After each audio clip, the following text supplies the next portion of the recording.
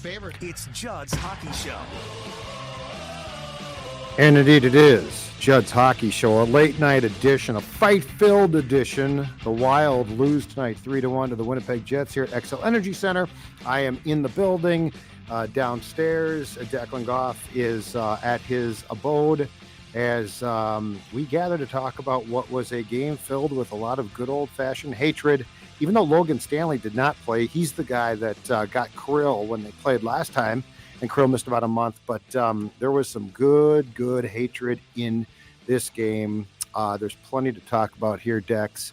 We'll get to the fisticuffs, which included a late heavyweight brawl between Lowry and Reeves, and then got a little bit more wild from there. I think Foligno challenged the Jets bench, and then I think when he was let away from the Jets bench, Jake Middleton went and challenged part of the bench as well, which is good for them. And we thought basketball games took it long at the last 2 minutes of the game. I mean, that's the longest last 2 minutes of a hockey game I think I've ever seen, Joe. Oh God, that's old school, man. I once saw at the old Met, Tim Trimper came out of the penalty box, or was it Dino, and jumped the guy, skated cross ice. It was reminiscent of tonight. That was a little bit more brutal. You'd probably be suspended for about 10 games now. But anyway, this was interesting. And by the way, by winning the game, the Jets eliminate the Nashville Predators. They are going to be the 8th and final seed in the Western Conference, which probably means at this rate they'll get the Avs. So have fun with that. I think it was Daryl Sutter, the Calgary Flames coach, who I'm sure is going to be fired here very soon, who said last year that playing the Avs in the first round was basically a waste of 10 days. So enjoy your waste of 10 days, Winnipeg Jets. Let's start with this, Declan. So last night, the Wild came back and won, and they didn't take a slew of regulars to Chicago to rest them, basically indicating that they thought, we're going to finish third, let's rest guys. Tonight, they dressed everybody, basically, and yet despite that, and this is where I have questions, okay? I know that the Wild feels that their fate is sealed, and I get not wanting to get guys hurt. I even agree with that. But you know what rubbed me the wrong way tonight about this performance? Kirill Kaprizov was a one-man show. Like, if they were supposed to stand down, nobody told the star of the team. Marcus Johansson played his ass off. The second period for the second consecutive night was abysmal. Unfortunately, then, because of that Pionk cross-check, which got him a 5-minute major late in the game, which is going to be little consolation to the Wild, I'm concerned that Johansson could have broke some ribs there. That did not look good. But I also have fear if you're going to dress your team. I don't like it when Kirill is basically playing his ass off and everybody else seems, too many guys seem content just to get the game done. That sort of reminds me of what backfired in the series against the Blues last season in the playoffs, where Kirill was just unbelievable and outstanding and everybody else was sort of watching him play. I don't like that. And I had a couple folks on Twitter say, calm down, cool down. It's fine. Relax, chill. I don't want to chill.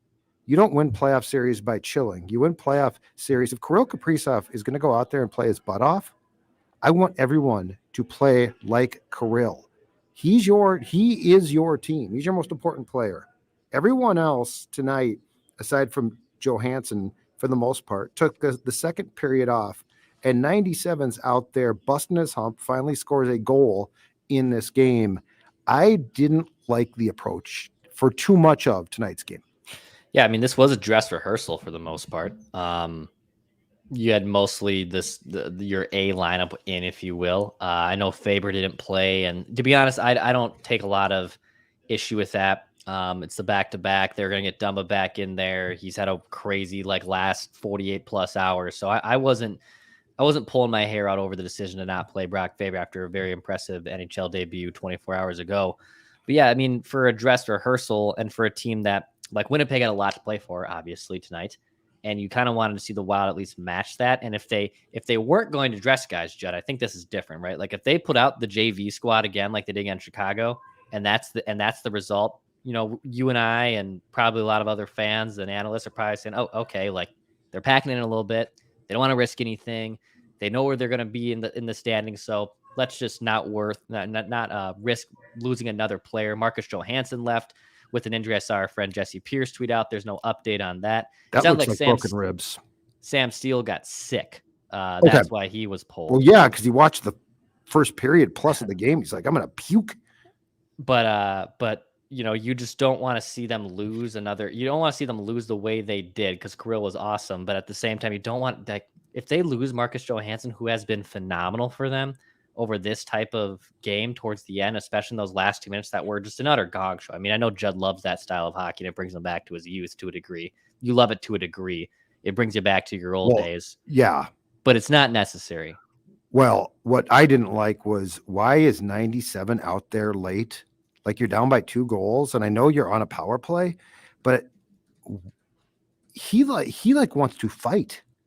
Like, he's engaging guys. I don't want that. No. I got it.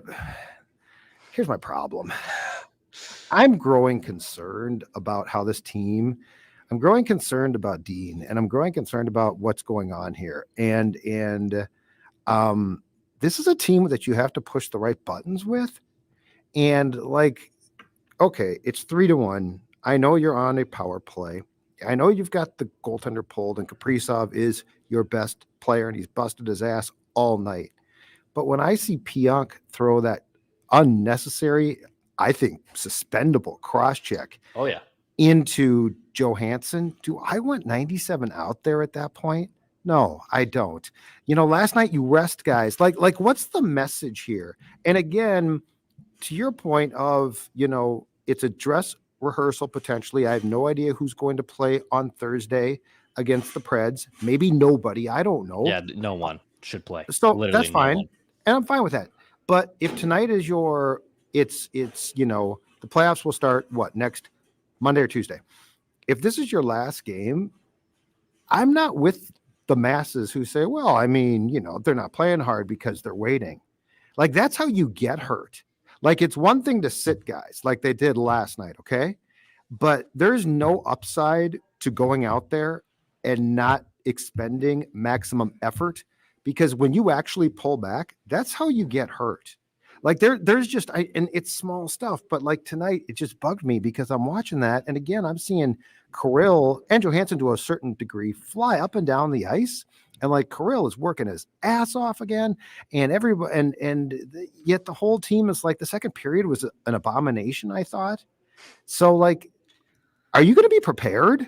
Right. It was a little bit of a gong show towards the end, and I didn't love what Winnipeg was doing towards the end. And look, that's a team again that had a lot to play for. They're trying to get into the playoffs, so they're going to go out and give their absolute best and play at a effort that's probably a lot higher than what the Wild were going to give tonight. But I didn't like the way Winnipeg was going after things. And then if the Wild are going to dress their players, then why are there stars out there? Why are there good players out there towards the end there? And why are you kind of facilitating and basically stooping to the level of Winnipeg? That's what I personally did not like, especially towards the end there. I know they got this 6-on-4 because of the major penalty. And, I didn't love Flowers' play tonight either. I know we could probably get into that as well. Sure. But I didn't love the Wild's effort tonight. Yeah. I mean, they're going to rein it in against Nashville. I mean, rein it in as in they're going to play their backups, and they're going to essentially be third place here. We'll wait and see who they're going to play in the playoffs by about this time next week. But I just didn't like the effort. I didn't like stooping to Winnipeg's level. And it honestly is kind of too bad, because I mean, this could be a fun playoff series. Like, if that was a playoff game, I mean, my God, like, Winnipeg and Minnesota now have a lot of history here. The proximity, obviously rivalries right there with them just being up across the border. Yep. But man, I that could have been a lot of fun, but we'll see what happens now going forward next week. I guess my question is, can you come next Monday or Tuesday, can you turn it on at that point in time? Like, can you ratchet it back up? And I don't mean Kirill, because he always does. I mean the entire team. The other thing too that I didn't like about tonight is I felt like they started to watch Kirill again. He is an unbelievable player. He needs everybody else pulling their weight. And I get it. Zuccarello now is snake bit as hell. Like, he had 2 or 3 chances. Hellenbach made that great save with a stick on Zuccarello. There was another one, I think, in the second period. Zuccarello had a chance and didn't score on. But Kirill Kaprizov needs everybody else pulling their weight. Like, they cannot stand around and say, well, you know what, we got one of the best players in the league, so we'll be fine. That's absolute folly.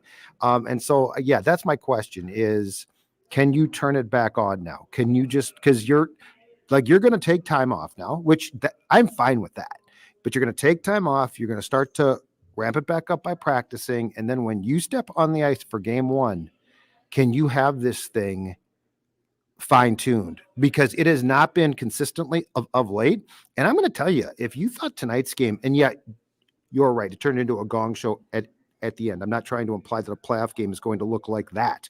But if you think tonight was tough, tonight ain't got nothing on the playoffs. Right. Like, it is every night is hell in the playoffs. That's what makes it so great. So I don't want excuses. I don't want people bitching at the referees. You know what? You can't control that crap. The only thing you can control is your effort.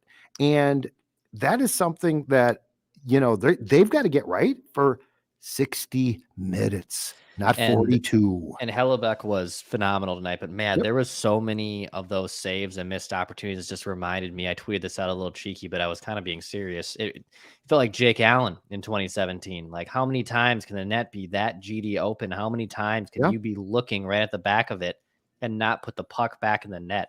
And that's been a theme with the Wild teams in playoffs, where they just cannot score goals at all.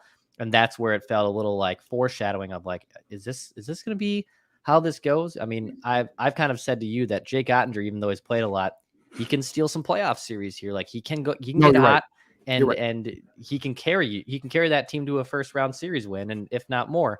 So they have to cash in those opportunities. You can't be literally putting the puck on the back of the stick by Hellebuck. Like, as much as those were crazy saves, he was lucky to get those saves. The Wild have to bury those chances. You can't have those come playoff time. Yeah, including the one which was, I think, pretty much an empty net for Kaprizov, that he had two chances, including the backhand that he put literally, it looked like across the goal line, but it definitely did not go in. But yeah, that's a great point. Like, this is a team that has been here before, and you have to bury those. Like, you have to.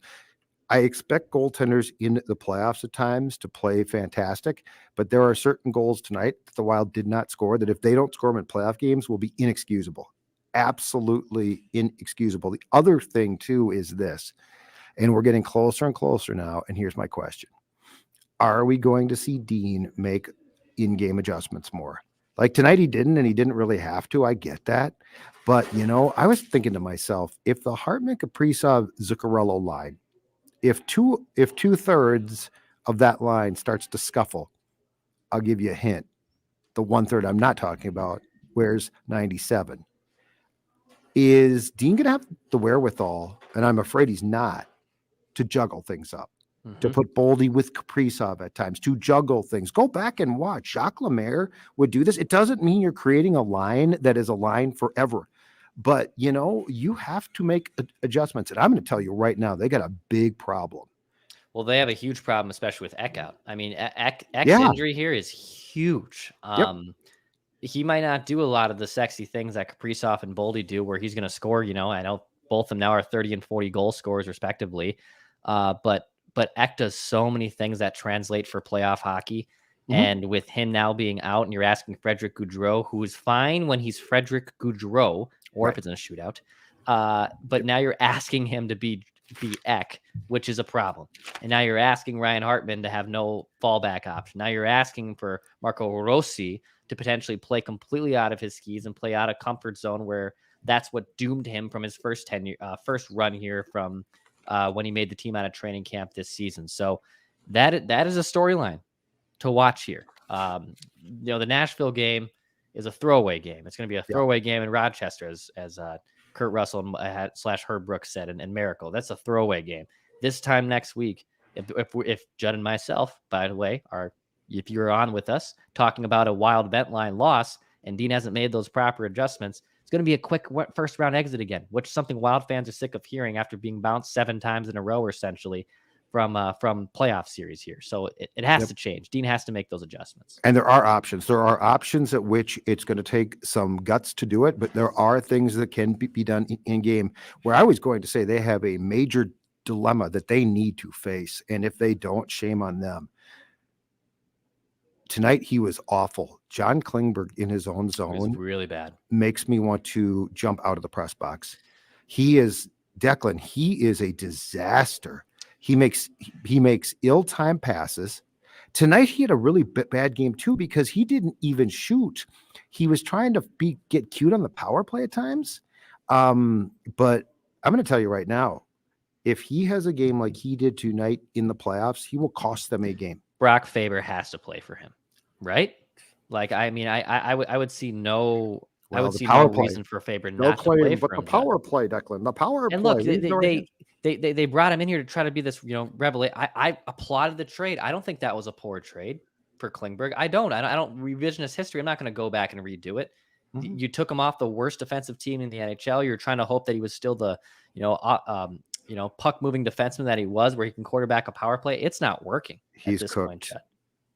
He's cooked. The problem is this. If you take him, and I don't disagree. So if my options are Klingberg on the power play, which by the way, if he's shooting, I really like him there because he finds a way to get shots through, which a lot of guys in this day and age struggle with. But if my options are he's on the power play or he is basically feeding the puck to opponents in his own zone 5-on-5, I can't have that. He'll cost me a game. 100%. But the problem is this as well. So to go on, back in the old days, I would have had Dumba man the point on the first power play, but his shot's gone. He doesn't shoot anymore. And when he does, it's usually high and wide. I don't know, but there's something, don't question in my mind, that happened in the fight with Tkachuk and then the issues that have taken place since then. He can't shoot now. So like it's still a heavy shot, but it doesn't get on goal, Dex. It's kind of weird how his floor has risen, but his ceiling has shrunk. Dumba's that is, right? Like I think that's a good analogy there, where he used to have some defensive miscues, but his offensive prowess was so strong, a lot like John Klingberg, where you could kind of take some of those lapses. And now, I mean, Dumba's fine as a defenseman, but he's no longer the threat that we once thought he was going to be year in and year out. He's fine for the most part if things are going well. But so if you do this, and I think I agree because I don't want Klingberg throwing away a game against Dallas in the first period next week. If you do this, do you put Spurgeon as the point man then? Yeah, you'd put Spurgeon. That's probably it, right? Mm-hmm. Mm-hmm. I mean, Faber is going to have more speed. He's younger. He's a better skater. He's not going to give you the offensive component. But honestly, if the trade-off is defensive responsibility, I'm fine with that. Yeah. I just can't watch what I watched tonight. It was an abomination. It sullied the name of good hockey. As much as this team hasn't shown this regime hasn't shown the trust level in younger players, Brock Faber is a better defensive player right now, than John Klingberg. And that's not a hot take. It's not, that's easy. That's an easy decision there. So I wouldn't be shocked at all, man. Like if they open game one, Klingberg's a healthy scratch sitting in the press box. Wouldn't shock me at all. Yeah. And it's weird too, because the first goal against the Blackhawks last night and the first goal tonight, identical. The only change is last night, it was Kalen, tonight, Klingberg. They're standing there. They're literally, Declan, standing there when the puck comes out and the goaltender has no chance and they don't take their man. They don't do anything. And like that, again, in the playoffs, that's death. Can't guarantee Dallas or Colorado, wherever the Wild are heading for game one yet, has any popped corn. They have obviously popcorn in press boxes. If they have some popped corn from our friends at Popcorn off Shady Oak Road in Minnetonka, highly recommend it. It's great, tasty, delicious popcorn. Go check it out. Go to popcorn.com. They got a great wild tin and get ready for the playoffs. So as you're watching games 1, 2, 3, 4, hopefully 5, 6, 7, or even quicker than that with the Wild advancing, not getting bounced, you can enjoy some tasty popcorn from our friends at Popcorn. Go check out Popcorn and popcorn.com and tell them that Judd's Hockey Show sent you. All right. Next up on my notepad, Marco Rossi. Here's my opinion. He's damned if he does. He's damned if he doesn't. And here's why. I don't know how much you can watch him on TV, but I tried to watch him tonight on a few of his shifts. He is deathly afraid of making a mistake. Hmm. He is trying to survive. I did He is notice him on TV. he's barely noticeable because he's not. I don't think he's actively screwing up. He had a turnover last night that resulted after a few more plays in a Blackhawks goal. But tonight he was on a line to start the game, and obviously this didn't last because, as you said, Sam Steele got sick. Steele on his left, Foligno on his right. Do you know what this reminds me of? It reminds me of, and you might be too young, but you might recall this. It reminds me of when the Wild recalled Pierre-Marc Bouchard when Jacques was coach. Oh, interesting. And Jacques was very demanding, and Pierre-Marc, who had a lot of talent, like that dude, and again, smaller guy. But PMB was basically so afraid to make a mistake that, to what you just said, is the perfect description. You didn't notice him. He was just trying to keep his head above water. I had hopes that Rossi could not replace Eck by any means. He's not even close to being the same player, but I had hopes he could contribute. I don't think with Dean he can, man. I don't think he can. Like perhaps next year. Again, it'll be next year. But I don't think it's going to work, because I think the only way to get him to get to a semblance of trying to reach his potential, Dex, would be if you put him with some more skilled players. But clearly Dean is going to force him to be on sort of a grind line, and he's not a grinder, to a much different degree, because I have no idea where Rossi is as far as career arc, but to a much different degree, I would liken a little bit to Boldy, who we said how many times you've got to put him with better players. Right. Matthew Boldy has to be with better players, and they got Johansson, and what happened? Matthew Boldy broke out. Yeah, I remember peak Pierre-Marc Bouchard before the concussions really derailed him. And then, to be honest, a lot of Wild fans who probably don't really remember him, or newer, younger Wild fans, I mean, that is a sneaky injury that we don't talk a lot about in Minnesota sports. He looked really good, Judd, in this, towards the latter years of Jacques, and concussions really ruined things for him. I remember probably maybe a better one, right, is when Granlund first got called up, right? And there wasn't a great fit there. It looked like he was seeing stars. The game from the Olympics didn't translate right away. It took him a little bit.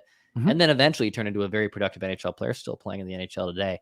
But you need to see these guys, have confidence when they play. Marco Rossi, it's going to take me a little bit. Roll those R's. It's hard. Rossi is nice. going to take some time here. He's not a bust. I see people in the YouTube comment section. He's not a bust. We can't not say even that close. Yet. Can't say that yet. But he's playing scared, and I think that's unfortunately the scary thing for him is his health things have been resolved.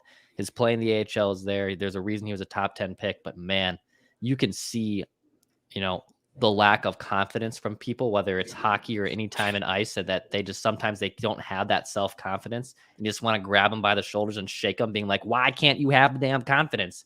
And that's what you kind of see with Rossi, that you'd like to see him have, hopefully by the playoffs, or obviously by next season. But I think Dean is so into his structure, and I get that, okay? But when you are basically playing, first of all, with grinders, like you're not playing with top end offensive talent, and second of all, you're basically told this is our system. And the other part about this too is, as a center, he's got responsibilities that go way beyond the wingers. So he's responsible for coming back so with all of that, I just don't think it's going to work for the playoffs. I am with you. He is not a bust. We have no idea yet. This is going to take some time. It's been disappointing so far to date. I would agree with that. What is your confidence if Johansson is hurt? Because that didn't look good. He took a cross check to the ribs. That looked like he could have, I hope he didn't, broken a rib. What is your confidence that Gustav Nyquist can step in and take that role? Oh, I think you're muted, Dex. There you go. It would feel a lot better if with Nyquist stepping in for Johansson than, when the Wild lost Eck, and they, have to ask Goudreau to play above level, or ask, Sam Steele now to play a lot more. I feel a lot better with someone like Nyquist stepping in, but God, that will just be That would be such a blow if they lose Johansson. He has been phenomenal. I believe 18 points or 17 points in his last 18 games going into this one. I mean, him and Boldy have developed some nice chemistry there. You already lost Eck. I mean, losing Johansson would be a pretty big ball breaker to put it frankly.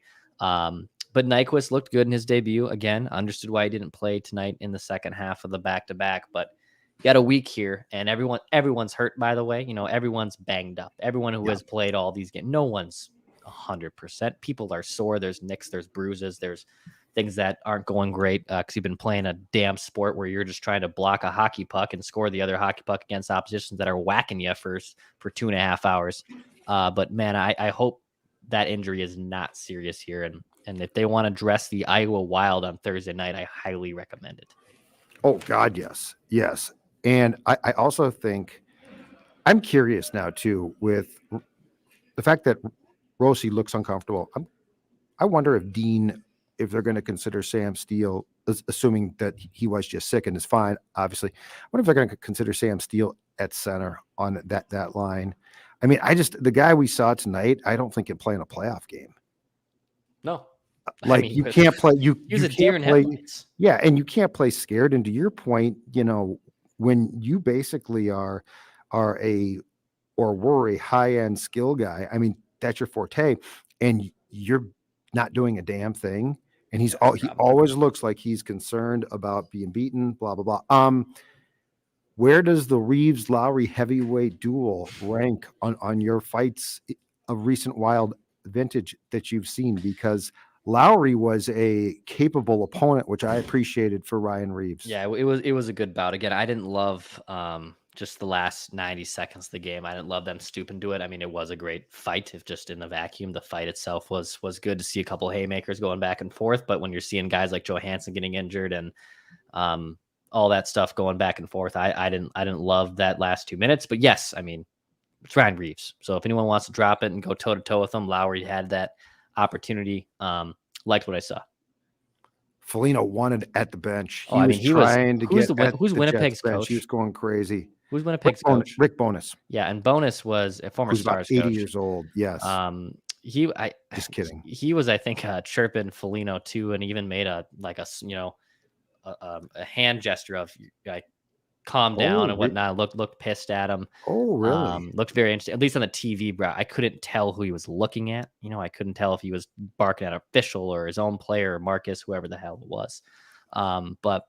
But yeah, I mean, if these two teams met in the playoffs, God, that would be fun. I highly doubt they will see each other in the postseason this year. But, the Jets will have the Wild might be fortunate to get past at the rate things are going the first round. The Jets could pack it in right now, say we clinched a playoff spot, let's go home, and they'd be absolutely fine. So the injury list before we get done here, the injury list right now is Eriksson Ek, Johansson, Sundqvist. Am I missing anyone of note who could be playing? Well, obviously, Ek's out. That's just Ek. Yep, Ek, Johansson, Sundqvist. Yeah. Right now. I think that is all correct there. Because I think the blue line is, if I'm not mistaken, intact. Shaw as well, but Shaw was fourth line guy. So that's 1, 2, 3, 4 guys. The Johansson thing scares me. Yeah, what's up? You know what this marker was? I'm now seeing the surface on Twitter. Bonus did this motion to Dean. He was trying to provoke Dean. Rick Bonus was trying to challenge Derek Dean Evason. In our comments, Bonus was challenging Dean. I'm looking at the clip right now. Did Dean come back at him? No, he did the Creed Brat and stare into the back of his skull. Rick Bonus wants no part of Dean. I'm going to tell you that right now. Dean Evason would rip him apart. Yes, he would. I'm not being a homer. No. There's things Dean does that I don't like, but I'm going to tell you right now, Dean is chiseled. Yeah. Rick, he probably about the same shape I'm in, which isn't a terrible shape.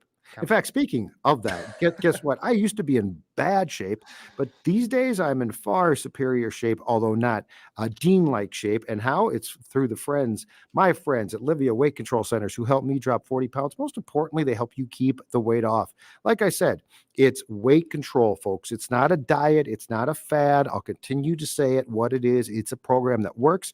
You're going to shed the weight, and then you're going to keep that weight off. And now you're saying, but Sports Dad, you got any deals for me? Of course I come with deals. I want to help you out. First 8 weeks are free. 855-GO-LIVIA, livia.com, livea.com. Even if you get in shape, do not challenge Dean Evason to a fight, though. He will kick your ass and mine, and bonuses as well.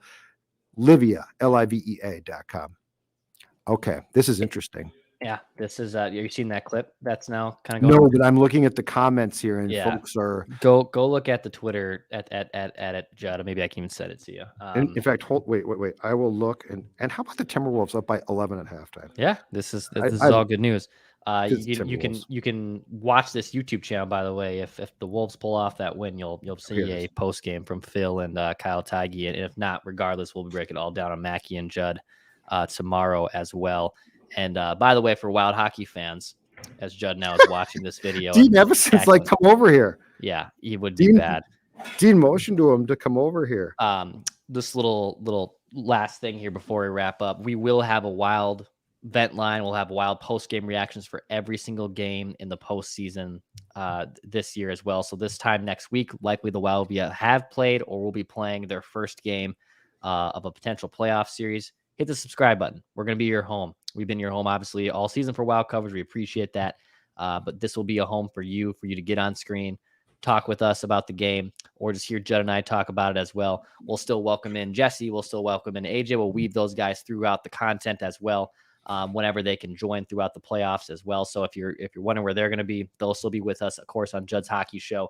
So hit that subscribe button. Daily Minnesota Sports Entertainment. Write that down. Predictions tomorrow on Mackie and Judd and Purple Daily. Plenty of content coming your way tomorrow. And remember, pass, shoot, score.